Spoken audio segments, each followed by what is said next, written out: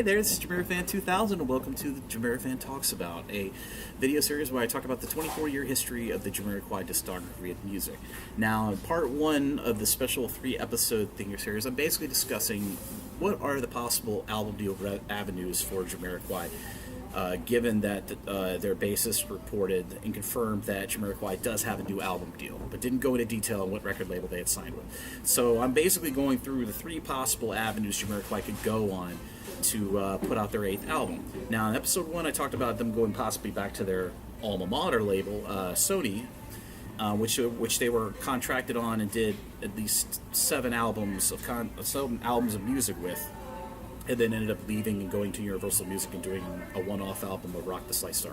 Remember, this is all purely speculative that I'm talking about them going to another record label, so don't take this as the gospel. Whatever official statement about the new Jamiroquai album or its release will come through whatever record label Jamiroquai did sign with, so bear that in mind.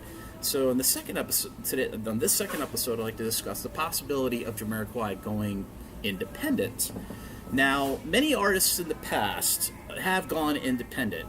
The kind of artists that wanted to have full creative control of their music and full creative control of where their music goes and who sells it, who licenses it, and stuff like that. Many of the most famous bands in the world, from the Beatles to the Rolling Stones, out of the gate after they had immediate success, founded either their own record label, their own music publishing, or their own distribution. And then what they would do is they would outsource licensing of their music to whomever wanted to license their music, like commercials or music streaming sites like in the modern days. But let's just say in a possible, a total rhetorical situation, if Jamiroquai was to go to independent. Now, I did some looking around online, and Jamiroquai did start a music publishing company in 1992 under the name Jamiroquai Limited. And this company was apparently created the month after they signed to Sony Music for their original 8 album deal. And it's a publicly known company in the UK. And every Jamiroquai album has had its emblazonment of Jamiroquai Limited in the liner notes of every album, from Mercy Planet Earth all the way up to Rock the Slice Star. Now, let's just say if Jamiroquai went independent. Now, that would be a heck of a financial commitment. Now, when artists usually go independent or they go and create their own labels, they have to have a lot of money behind them. They have to either have a lot of investors, they have to have a lot of capital, or they have to have such a wide music catalog that money that generated, those revenues of income, can help fund whatever projects or whatever albums or whatever they want to do or release through their publishing company or their record label. Jamiroquai, I don't know, JK made a considerable amount of money, and the band made a considerable amount of money from traveling without moving and up.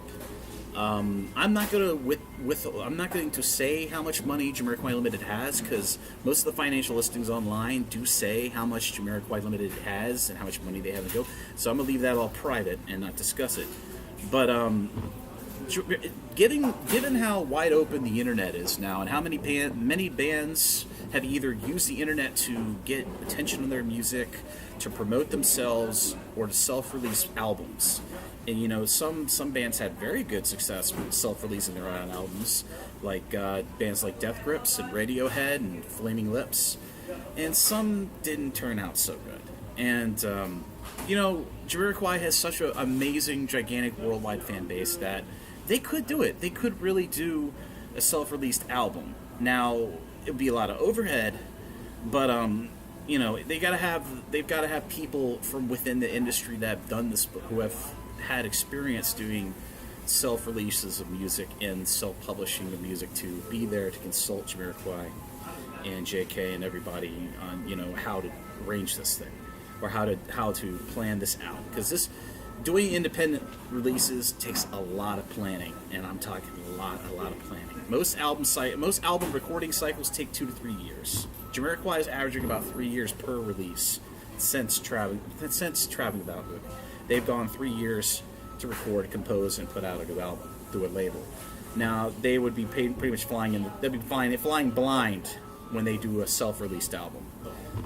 The closest they did to a self-release release was when they released Smile, which was a leftover track, and they put it up for free download to the fans. You can find that song readily available online on YouTube and elsewhere. Very good song. But now let's just say that the self-releasing of an album isn't what JK wants to do or the band wants to do. Let's say they go to an independent label. Now, independent record labels have had a lot of success, mostly with rock bands. That's where most indie labels made a lot of money, and most of the big indie labels in the UK are like Beggars Banquet, EMI Parlophone. There's another one called Astral Works, which mostly handles electronic acts. You know, like Daft Punk or bands just like Daft Punk. They don't have Daft Punk stuff, but it's like Daft Punk, Chemical Brothers, stuff like that.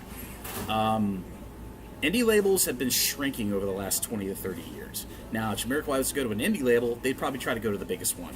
And most of the biggest indie labels right now exist only in the United States. And there's like maybe one or two big ones, like Sub Pop. And but most of the indie labels got bought up by most of the major corporate record labels of the last 20 years and were made into subsidiary labels. Like, I'll give you some examples.